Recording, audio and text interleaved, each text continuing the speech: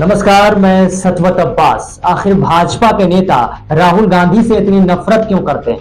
कभी उन्हें पप्पू कहते हैं, कभी उन्हें राजकुमार कहते हैं, कभी उन्हें नॉनसेंस कहते हैं, कभी बेवकूफ कहते हैं, कभी भ्रष्ट कहते हैं। लेकिन इस बार उसने हद कर दी है। उन्होंने सामान्य जीवन में सामाजिक शिष्टाचार को ही रौंद डाला और इसके लिए आगे आए हैं असम के सीएम हेमंत बिस्व शर्मा। यह पहले कांग्रेस में हुआ करते थे, लेकिन भाजपा में गए तो भाजपा के रंग में रंग गए। राहुल गांधी से उनकी नफरत साफ दिखती है, लेकिन इतनी नफरत कि राहुल की तुलना एक तानाशाह सद्दाम हुसैन से कर दी। उन्होंने राहुल की बढ़ती हुई दाढ़ी को लेकर उनकी तुलना तानाशाह सद्दाम हुसैन से की।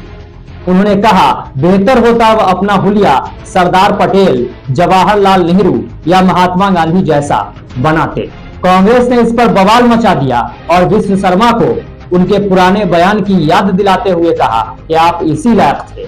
कांग्रेस के वरिष्ठ नेता मनीष तिवारी ने कहा कि किसी को भी बोलते हुए भाषा की मर्यादा का ख्याल जरूर रखना चाहिए।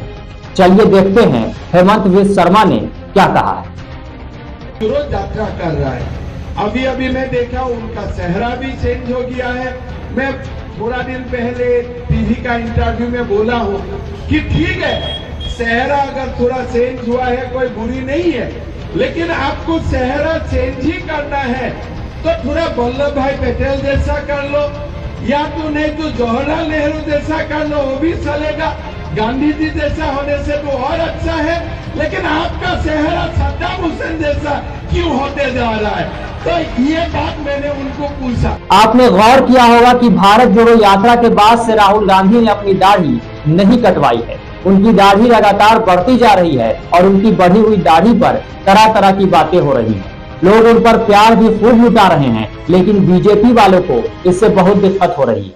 वो राहुल गांधी की बढ़ी हुई दाढ़ी में उलझ गए हैं। उन्हें मोदी जी की दाढ़ी से दिक्कत नहीं हुई थी जब उन्होंने कोरोना काल के समय बंगाल चुनाव में रविन्द्रनाथ टैगोर जैसे दाढ़ी रखी थी। दरअसल असम के सीएम चुनाव प्रचार के लिए इन दिनों गुजरात पहुंचे हुए हैं। उन्होंने अहमदाबाद के एक जनसभा में राहुल गांधी की दाढ़ी को लेकर बयानबाजी की। जानते हैं कि सद्दाम हुसैन को इराक के तानाशाह के तौर पर जाना जाता है। अमेरिका के साथ जंग के बाद उन्हें चौराहे पर लटका दिया गया था। ऐसे तानाशाह के साथ राहुल गांधी की तुलना ने हंगामा मचा दिया।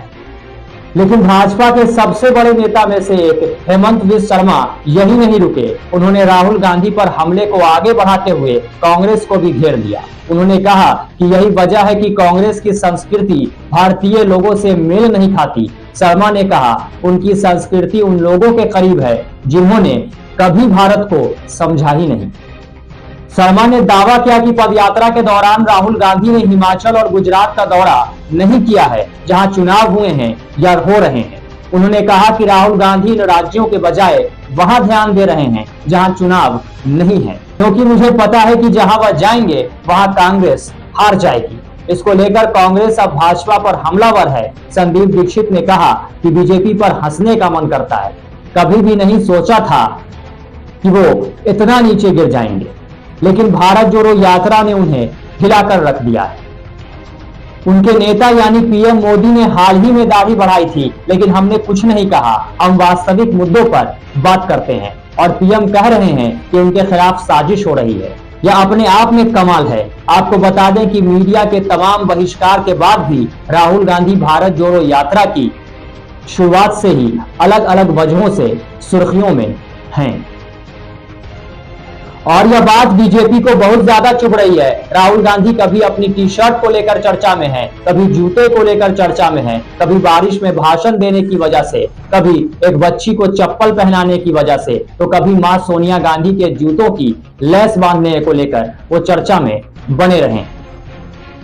अपनी यात्रा के दौरान राहुल गांधी को खासकर महिलाओं का अपार समर्थन मिल रहा है और यह सारी तस्वीरें राहुल गांधी की अच्छी छवि का निर्माण कर रही है। एक ऐसा नेता जो बकवास नहीं करता, एक ऐसा नेता जो डींगे नहीं हाँकता, एक ऐसा नेता जो सबसे बड़ी पार्टी के सबसे बड़े नेता की तरह रोता नहीं रहता है, हमेशा अपनी ही बातें नहीं करता है और ना ही दिन भर में 5-5 बार कपड़े बदलता है। सीधी बात यह है कि अब मोदी और राहुल गांधी की फिर से तुलना होने लगी है। पहले इस तुलना में मोदी के समर्थन में लोग राहुल गांधी का मजाक उड़ाते थे, लेकिन अब यह तुलना भाजपा के लिए बोझ बन गई। इस वीडियो में फिलहाल इतना ही। अगर ये वीडियो आपको अच्छा लगा हो तो इसे लाइक और शेयर करना बिल्कुल ना भूलें। साथ ही अगर आपने अब तक हमारे चैनल चौथा स्तंभ को सब्सक्राइब नहीं किया है तो जल्दी से कर लें और बेल आइकन दबाना बिल्कुल ना भूलें। नमस्कार।